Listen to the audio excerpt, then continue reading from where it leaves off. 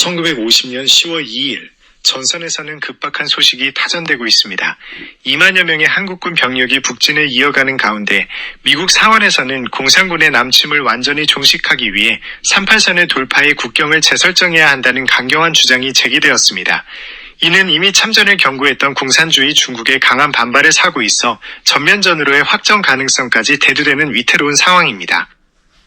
1950년 10월 3일 전선에서는 유엔군 항공기가 만주 국경 근처에서 북한 공산군을 지원하는 트럭 수송대를 타격했다는 소식이 전해지는 가운데 이승만 대통령은 공산주의 세력과의 오랜 전쟁을 대비하기 위해 미국의 장기적인 한국 점령이 필요하다고 강조했습니다. 또한 한국군이 38선을 넘어 북한 지역으로 50마일 이상 진격했다는 전황도 함께 보도되었습니다. 신문 중앙에 있는 사진은 미군 병사들이 한국 어린 소년과 함께 걷고 있는 모습을 담고 있으며 그 위에는 한국군이 38선을 넘어 북한 깊숙이 진격했음을 보여주는 지도도 함께 실려 있습니다. 1950년 10월 4일 전선에서는 남한의 제6사단이 목표 라인에 도달했다는 승전보가 전해져 왔습니다. 이와 함께 국제정세 또한 중요한 전환점을 맞이하고 있는데 터키가 서방 진영과 뜻을 함께하기로 결정함에 따라 자유진영의 연대가 한층 더 공고해지는 모습을 보이고 있습니다. 이러한 군사적, 외교적 성과는 전쟁의 흐름을 유리하게 이끌고 있지만 동시에 공산진영의 대응을 자극할 수 있는 예민한 시기이기도 합니다. 1950년 10월 5일 전선에서는 연합군이 38선을 넘어 북진할 준비를 마쳤다는 소식이 전해지고 있습니다.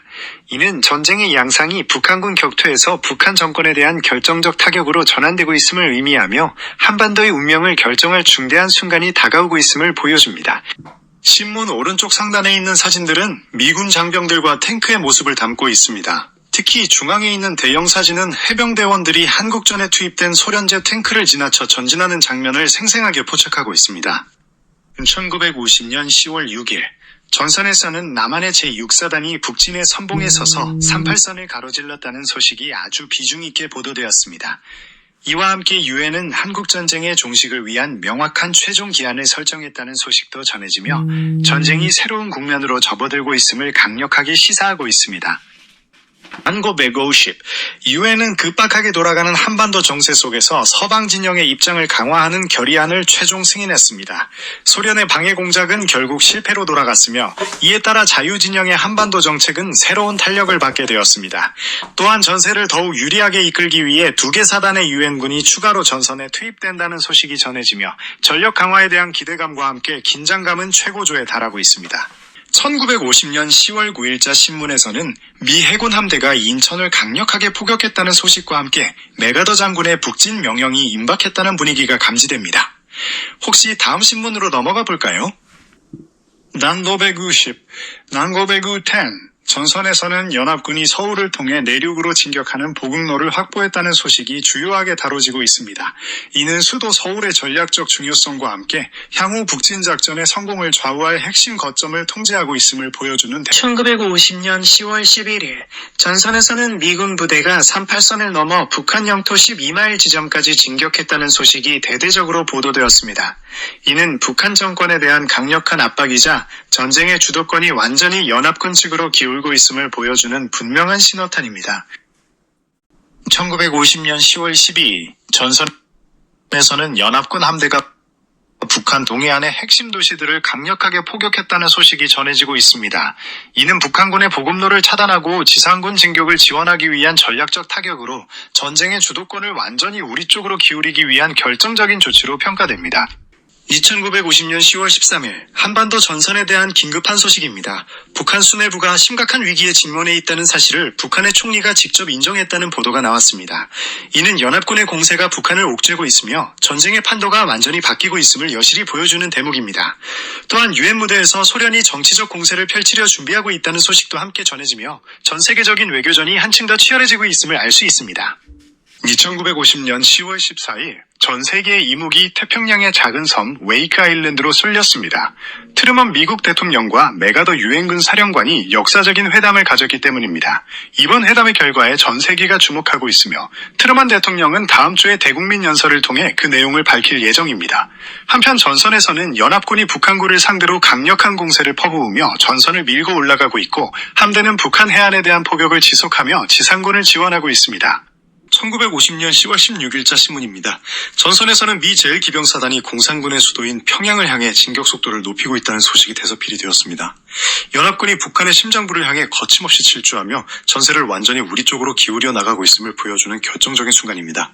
조만간 공산진영의 수도가 함락될 것이라는 긴박함과 기대감이 전선을 가득 채우는 소식들을 더욱 심층적으로 추적해보아야 하겠습니다. 1950년 10월 17일 전선에서 전해진 가장 긴박한 소식은 연합군이 공산군의 수도인 평양 외곽 12마일 지점까지 육박했다는 것입니다. 북한 정권의 심장부가 풍전동화의 위기에 놓인 이 역사적인 순간은 전쟁의 흐름이 완전히 연합군 측으로 기울었음을 명백히 보여줍니다. 북한군의 저항을 뚫고 거침없이 진격하는 연합군의 움직임 속에서 자유진영의 승리가 눈앞으로 다가왔음을 실감케 합니다. 1950년 10월 18일자 신문입니다. 1950년 10월 18일 전선으로부터 전해진 긴급 소식은 한국군이 북한의 수도인 평양으로 물밀듯이 진입하고 있다는 것입니다. 북한군이 서쪽으로 퇴각을 거듭하는 가운데 연합군의 기습적인 공수부대 투하가 감행되는 등 북한 전역에 일대 혼란이 발생했다는 소식이 전해지고 있습니다. 1950년 10월 19일 한국전쟁이 판도를 바꿀 역사적인 대서특필이 전 세계로 타전되었습니다. 연합군이 마침내 북한의 수도인 평양을 함락했다는 소식과 함께 북한군의 총공세가 완전히 무너졌다는 소식이 신문 일면을 장식했습니다.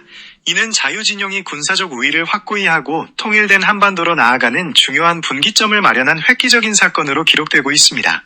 1950년 10월 20일 한국전쟁의 중요한 전세를 보여주는 긴급 소식이 전해졌습니다. 신문 일면에는 연합군 공수부대가 평양 북쪽 30마일 지점에 성공적으로 투하되어 퇴각하는 북한군의 퇴로를 차단했다는 대서특필이 실렸습니다. 이는 북한군의 포위망을 좁히고 전쟁을 조기에 종결하기 위한 과감한 작전으로 전쟁의 양상을 완전히 우리 쪽으로 기울게 한 결정적인 계기가 될 것으로 평가되고 있습니다. 1950년 10월 21일 전선으로부터 전해진 긴급 소식입니다. 신문 일면에는 연합군 공수부대가 2만 5천여 명에 달하는 북한군 퇴로를 성공적으로 차단했다는 대서특필이 실렸습니다. 또한 5개 유엔 사단이 만주를 향해 진군하고 있다는 소식도 전해지며 전쟁이 막바지에 다다르고 있음을 보여주고 있습니다. 1950년 10월 23일 전선으로부터 전해진 최신 소식입니다. 신문 일면에는 남한의 제6사단이 공산주의 정권의 수도인 평양을 탈환했다는 소식과 함께 유엔은 전쟁을 종식하기 위한 최종 기한을 설정했다는 보도가 크게 실렸습니다. 전쟁이 막바지에 다다르고 있음을 보여주는 중요한 순간입니다. 1950년 10월 24일자 신문에서는 트루먼 대통령이 유엔 총회 연설을 통해 소련에 대한 강도 높은 도전을 선언했다는 소식이 일면을 장식했습니다. 또한 신문에는 지뢰 폭발로 인해 연합군의 진격이 지연되는 모습과 함께 부상당한 전우를 돌보는 공수부대원의 안타까운 전황 사진들이 실려 있으며 유엔군이 북한 지역으로 깊숙이 진격하고 있는 상황을 생생하게 보여주는 상세한 지도도 함께 게재되었습니다. 1950년 10월 25일자 신문입니다. 연합군이 만주국경을 향해 북진을 계속하는 가운데 중국 공산군의 공세가 시작되었다는 소식이 크게 보도되었습니다.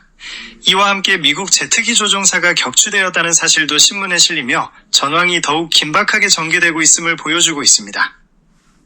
1950년 10월 26일 한국전쟁의 중대한 소식이 전해졌습니다. 신문 일면의 주요 기사에 따르면 한국군 순찰대가 마침내 만주 국경 라인에 도달했다는 소식이 대서특필되었습니다. 이는 전선의 흐름을 결정적으로 보여주는 역사적인 순간으로 한반도 통일을 위한 중요한 진전을 의미하는 쾌거입니다. 1950년 10월 27일 한국전쟁의 긴박한 소식이 전해졌습니다.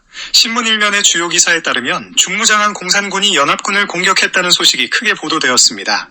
공산군이 만주 근처에 있는 비행기 기지를 보호하기 위해 치열한 전투를 벌이고 있으며 중국 공산군이 참전했다는 보고가 늘고 있다는 소식입니다. 또한 북동부 지역이 이상기후 폭풍으로 큰 피해를 입었다는 안타까운 소식도 함께 실려 있습니다. 1950년 10월 28일 한국전쟁에 관한 중대한 전환점을 알리는 소식이 전해졌습니다.